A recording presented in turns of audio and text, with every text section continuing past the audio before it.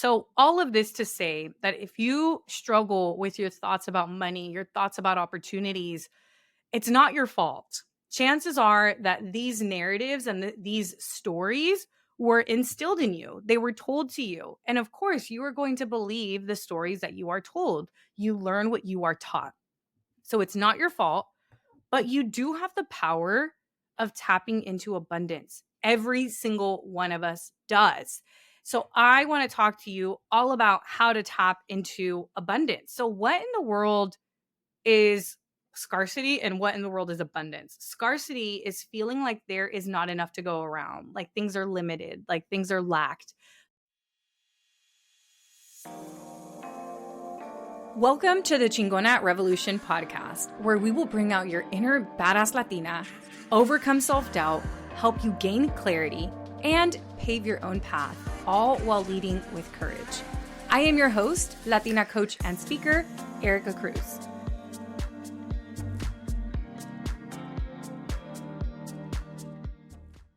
Hello, and welcome to this week's episode of Chingona Revolution podcast. I am super excited to talk to you about abundance today because abundance is something a lot of us strive for.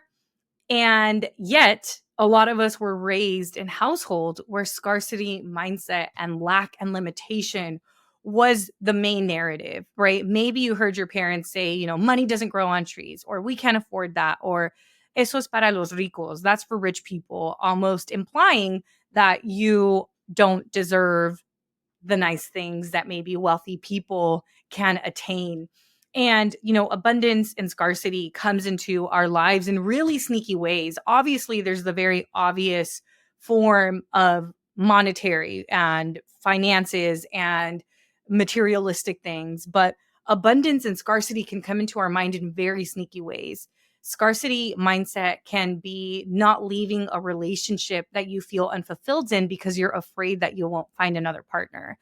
Scarcity mindset can also be staying in an unfulfilled job or a toxic job because you're afraid that you may not find something else. Scarcity mindset is also saying yes to clients who are not in alignment with you and your values because you're afraid that you may not get or land another client. Scarcity mindset is going against your values and your ethics and saying yes to business opportunities that maybe are not in alignment with you because you feel like another one may not come around.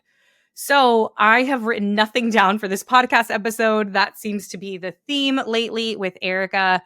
I also just want to quickly talk about how we learn our mindsets, right? We weren't born knowing lack and limitation. This is something that was learned. This was something that was taught to us from our parents, from our culture, from our community. And if you're listening to this podcast, then chances are you may be an immigrant, maybe your parents are an immigrant, maybe your grandparents are an immigrant. And the immigrant experience is all about uprooting yourself from what you know and going somewhere else to establish a home elsewhere. And there's a lot of unfamiliarity, and you may lack the resources and the language knowledge or just the connections and the opportunities that you had in the motherland, which means that a lot of immigrants may struggle with seeing abundance. And it's so crazy because everybody ends up immigrating in search of abundance, right? Whether that's an abundance of freedom, an abundance of opportunities, an abundance of money, an abundance of land, right? It doesn't matter exactly what type of abundance people are looking for, but that's typically why people have immigrated. So if you're listening to this podcast and you come from either an underserved community or maybe immigrant background, or maybe you are an immigrant yourself, then you more likely than not, have been taught scarcity mindset and have been taught that there is not enough to go around, and have been taught that it's best to save your money and not splurge, or perhaps that you should be very mindful of how much space you're taking. Maybe that you should be really humble because if you take up too much space, you will no longer be humble, and being frugal is something that a lot of times our cultures really do value. So growing up in my household, actually, I'll tell you all a little bit about my story from this scarcity slash abundant mentality. So my mom is from Mexico. I've talked about this many times. My mom grew up in rural Mexico. She has a third grade level education. There was a period in time when she didn't even have shoes. They had no running water, no electricity, but yet they had a farm and they had animals and they grew beans and corn and all of the different stuff. They were living off the grid before living off the grid was something cool. And they had what they needed because of the cattle that they had that produced milk for them. So my grandmother would make cheese because they had corn. They were able to make tortillas. So they had what they needed as far as food goes, but there was not an abundance of money for toys or for anything that our generations in the States have today. Her life was very different. And when she came to the US in her early teens, she started working at a restaurant. And I think she told me she was paid $3.25 or something like that. And she just was taught to save her money. And it's so interesting because, and I don't know if other people have had this experience, but my mom is a hoarder. And she's a hoarder because she grew up on this farm where, yeah, they had enough food, but they never really had materialistic things. So it hurts her to get rid of things and let things go. I could go into my mother's closet and probably find 5 pairs of new shoes that she doesn't even know are there because she has so many things. And I say this with so much love. My mom is a clean person, but it's very hard for her to let go of things. And if you're listening to this, nodding your head, you're like, oh, my mom's the same way. She can't even throw away an old food container because she wants to use it for her beans or for her rice or for whatever leftovers. So I think this is pretty relatable, right? But this is scarcity mindset. So not being able to let go of something because you are worried, what if I need it? Oh man, but what if we need this? Let's not get rid of this because then we may need it in the future. And that's always what her response is. ¿Qué pasa si lo necesitamos? What happens if we need it? So as she began to work here in the United States and then ended up marrying my dad. I'm sorry, they never got married. My parents were never married. I am lying right now. When she got together with my father, they actually were really poor and they used to live in a horse stall. So these were horse stalls that were turned into apartments. And that's where they lived. It was no longer like horses no longer lived there, but it was formerly a horse stall. I know this because of my brother. He's older than I am.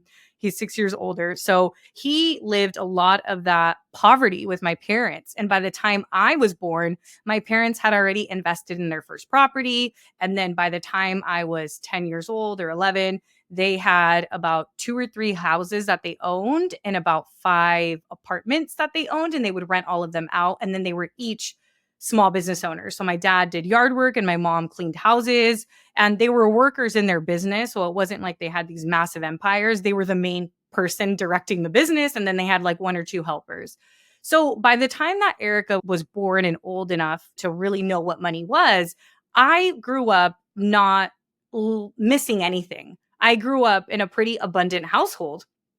And when I turned about 11 or 12, my parents ended up splitting up.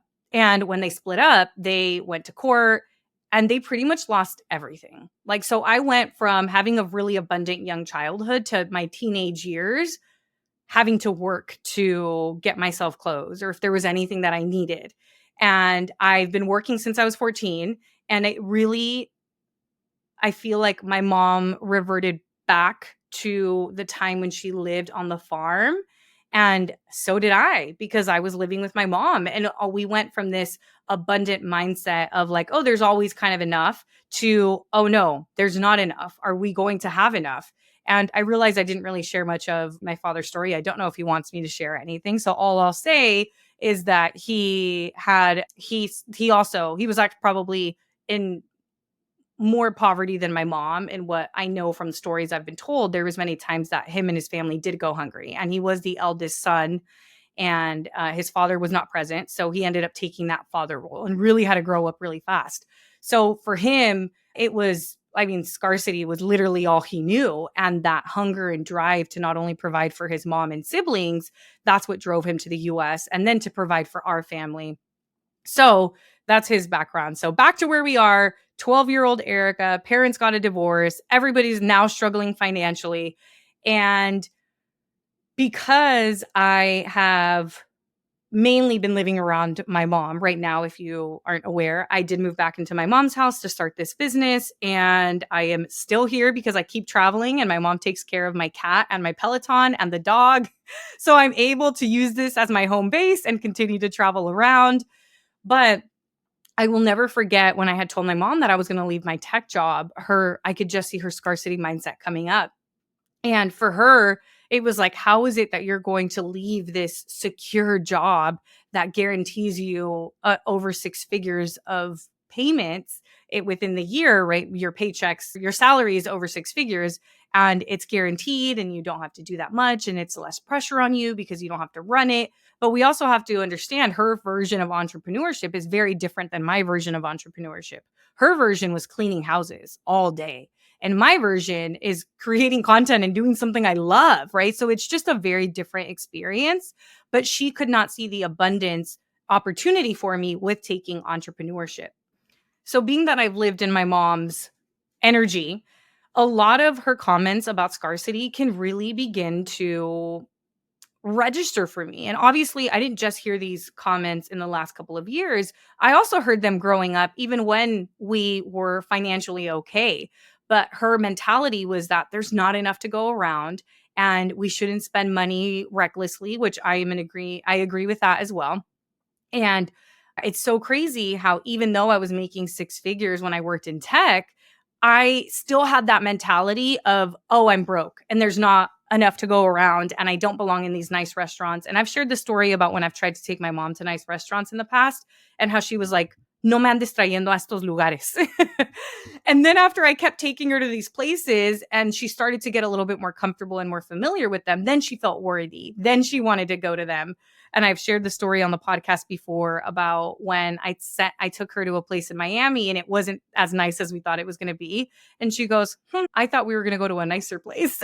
And that cracked me up because just 2 years prior, when I had taken her to a nice rooftop in San Diego, that's when she was like, don't bring me to these nice places. I don't belong here. That's specifically what she told me. So now I'm rambling, but the point is being in my mom's energy, I've had a lot of that scarcity mindset and almost like the shame or feeling guilty when I've invested in something for myself or when I did not buy a designer bag until not this summer, but the summer before when I was in Portugal. That was my first ever designer bag. And this is after having created a multiple six-figure business. But even then, there was a part of me that was like, should I be doing this? This feels irresponsible. So, all of this to say that if you struggle with your thoughts about money, your thoughts about opportunities, it's not your fault. Chances are that these narratives and these stories were instilled in you. They were told to you. And of course, you are going to believe the stories that you are told. You learn what you are taught. So, it's not your fault, but you do have the power of tapping into abundance. Every single one of us does.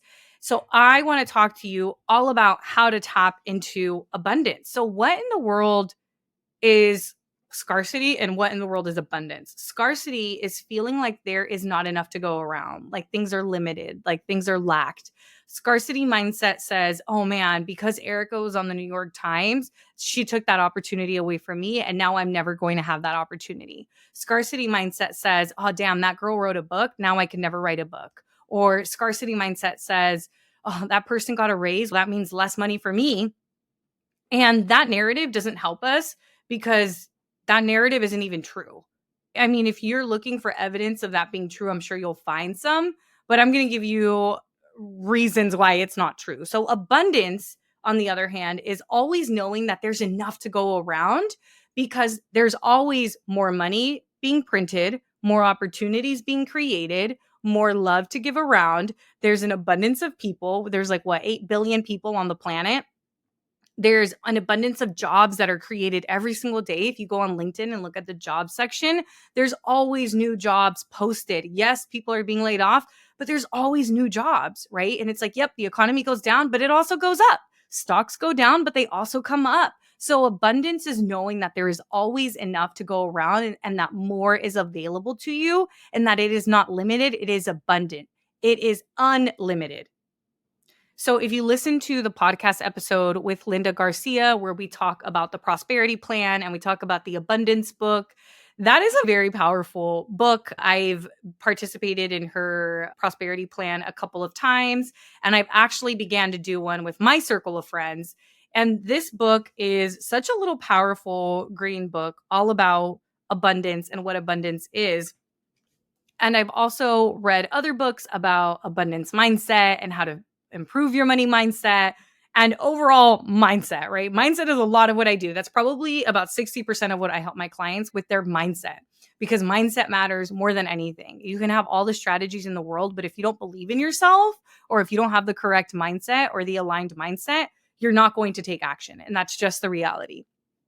So, what I've learned through all of my research on abundance is that abundance is going to happen regardless of if you let it into your life or not. And I'm going to give you some examples. If you look outside, there is some trees. I mean, I don't know where you are, but I'm looking outside right now and there's two trees in front of me.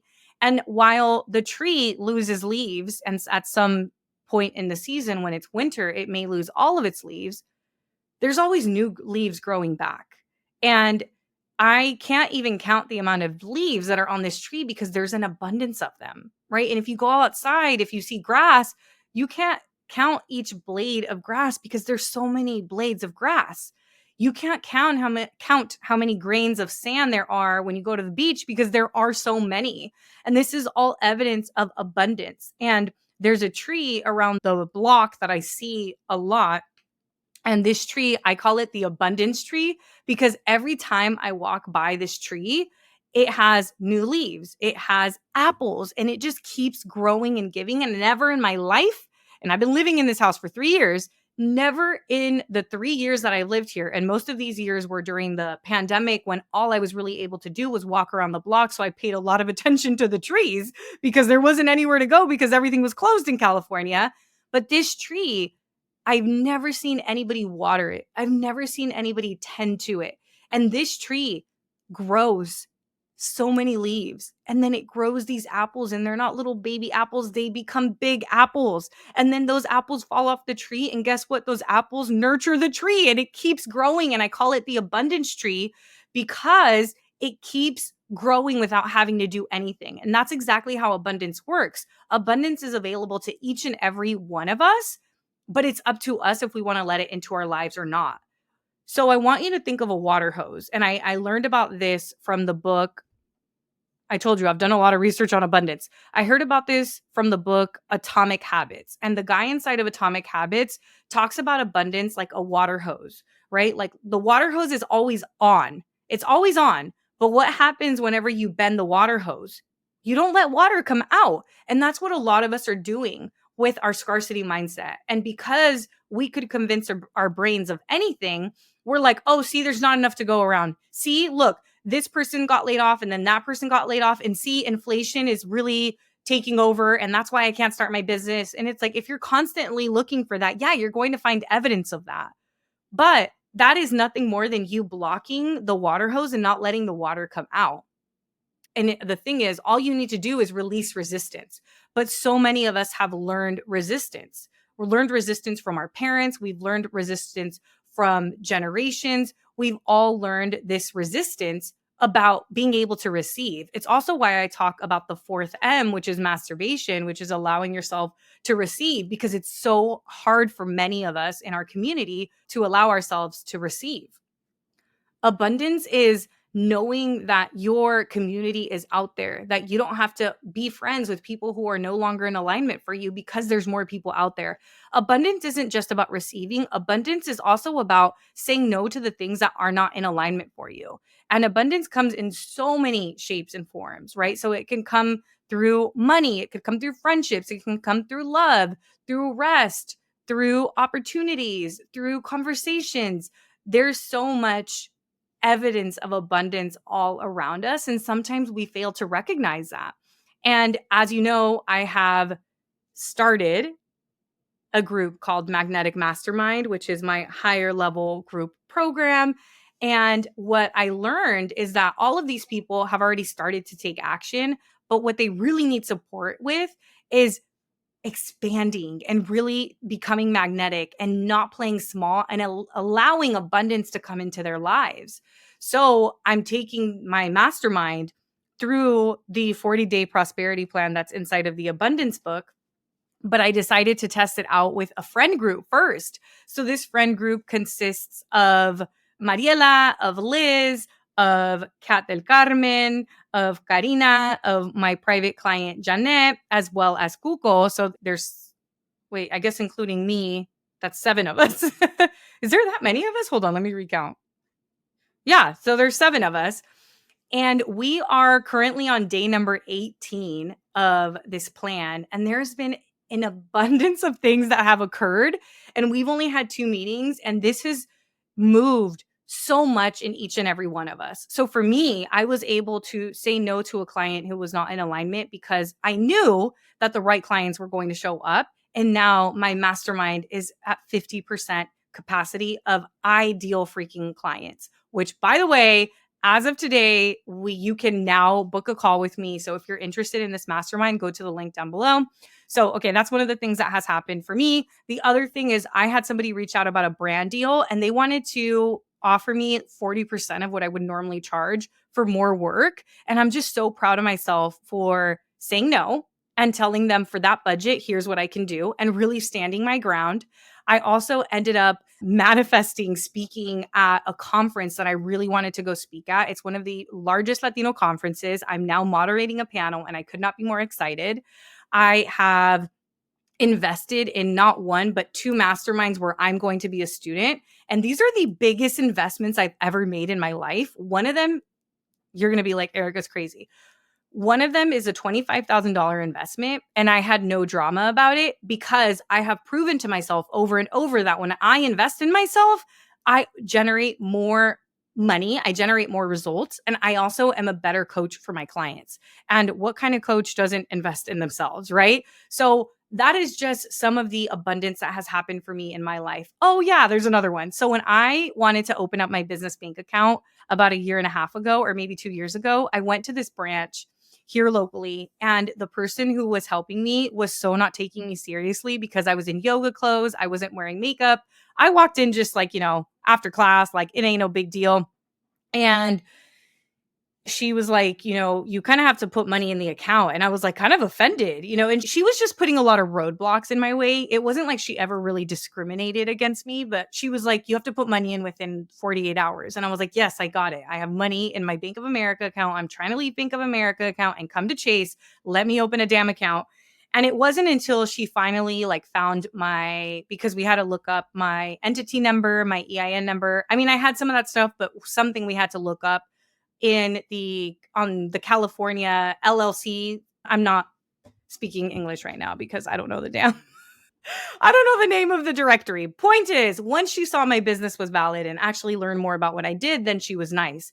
But it was so crazy how she was making these assumptions about me based on my appearance because I didn't look like a professional. I didn't look like a business owner, but it's like, girl, I'm taking care of my first M of movement and doing yoga. And that's what a responsible business owner does in the first place. So anyways, that happened 2 years ago. And literally the week that we started the prosperity plan or the abundance plan, I got a phone call from somebody at that branch saying, hey, Miss Cruz, I'm just calling because I'm your dedicated banker. And I just wanted you to know that you're paying for a basic account, but you qualify for a large account because of the amount of money that you have in here. You also qualify for this and that. And I'm here to support you with anything that you need. And it was just such a moment of abundance where just 2 years ago, they didn't even want me to open an account there. And now I'm being given this personal banker. How awesome is that for my business specifically? Other things that have occurred from other people inside of the group is, oh my gosh. So I'm just going to hype up my client, Janet. She was on the podcast. So you probably heard her episode. It was such a good episode. The Journey to Freedom. That's what that one's called. And she has been killing it. She was already killing it before the abundance plan, but since starting the abundance plan, she has sold 95, I'm sorry, not since starting the abundance plan. This year, she has sold $95,000 in her business, making her ahead of schedule of her goal of 100,000. And she's landed speaking engagements, and like Liz and Mariela have attracted amazing clients, dream clients, an abundance of clarity calls. And the reason that I'm bringing this up is because when you have a group around you that's keeping you accountable about the things that are happening in your life that are abundant, it allows you to look and open for more abundance. So, because we're all in this group together and every day we're doing these meditations on abundance, which I know I mentioned earlier, but we're doing this inside of the mastermind. So, if you are enrolled in Magnetic Mastermind, we are going to work on this. But there's something so magical and special about being in a group that's keeping you accountable when it comes to abundance, because you are constantly then looking for evidence of abundance in your life. And when you keep looking for evidence of abundance in your life, guess what? You attract more and more abundance into your life. Okay, so how in the world do you tap into abundance? The first tip that I have for you, you will need your journal. You will need something to write with, or you can use your voice note app. I prefer pen and paper. So you do you, but I need you to quickly reflect. The first tip is identify the stories around lack, limitation, and abundance. In other words, what were the stories that you were told about abundance, about money, about opportunities? Because the first step is always identifying, right? You need to be aware of what narrative you're telling yourself, because unless you know what that narrative is, you cannot change it. So identify, what were the money stories you heard growing up? If somebody got an opportunity, did your parents hate on them or did they celebrate them? How did lack, limitation, and abundance show up? Okay. The second thing that I want you to do is I want you to rewrite that story. How do you want to think about money, opportunities, and abundance? Because abundance is your birthright, friends. It is your birthright. So I want you to write the story. And then step 2 is change the story. And then step 3, or tip number 3, is I want you to document abundance. I want you to start documenting, where in my life am I abundant? Do I have an abundance of health, an abundance of friends, an abundance of good food, an abundance of love from my dog or my cat or my friends or my family? Do I have an abundance of work on my plate that I'm grateful for? Where can you look for abundance?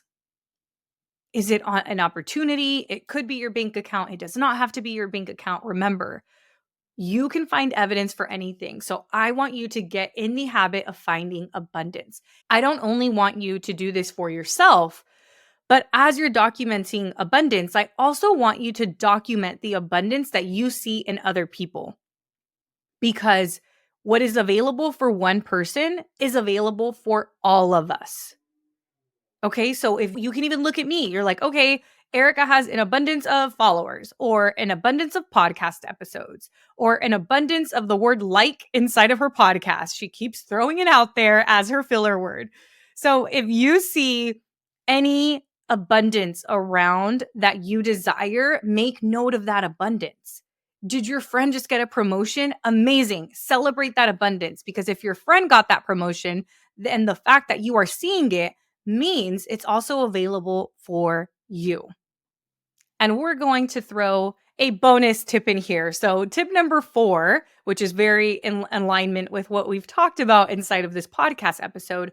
Can you find an accountability buddy that you share your abundance with, and they share their abundance with you? So maybe this could look like a text once a day. So today I noticed an abundance of smiles during my day. Or today, there was an abundance of opportunities to connect with amazing people. And having somebody to share this with is going to keep you accountable, because then you can share abundance from one another. And maybe this friend will share a form of abundance that you didn't even know you had in your life too, until they brought it up for you, right? Like, what if they're like, oh, I had an abundance of time to sleep over the weekend. And you're like, wow, I didn't even think about that. So there's just so much power in community. And then obviously, if you really want to tap into abundance with a structured community, then of course I invite you into Magnetic Mastermind, and I would love to have you. So in conclusion, abundance is available to each and every one of us. And when you are focusing on abundance in a community setting, your abundance just continues to increase and increase. And when you are abundant, you are also allowing the people around you to become abundant. I hope you enjoyed this podcast episode of me pretty much rambling. And if you have found yourself in scarcity mindset, just to recap, this is not your fault, but you are able to change that narrative. You're able to change the story that you're telling yourself. And if you want to work with me in Magnetic Mastermind, the doors are now open. We are at 50% capacity. We only have 5 spots left. So schedule your call using the link down below. And I cannot wait to work with you. And I'm wishing you all the good vibes and all of the abundance. And I will see you next week. Thank you so much for joining me this week. Make sure to visit theerikacruz.com. That's Erika with a K, where you can subscribe to the show so you'll never miss an episode. You can help this podcast grow by supporting me with an Apple Podcast rate and review. If you took anything away from this episode, I invite you to take a screenshot and share it on social media so that your favorite badass Latinas can also check it out. Be sure to tag me at the Erika Cruz. That's Erika with a K, because you know I want to see it. If you're ready to join the revolution and be a part of the Courage Driven Latina community, visit couragedrivenlatina.com to get more information and join the waitlist. Thanks again, and I'll see you next week.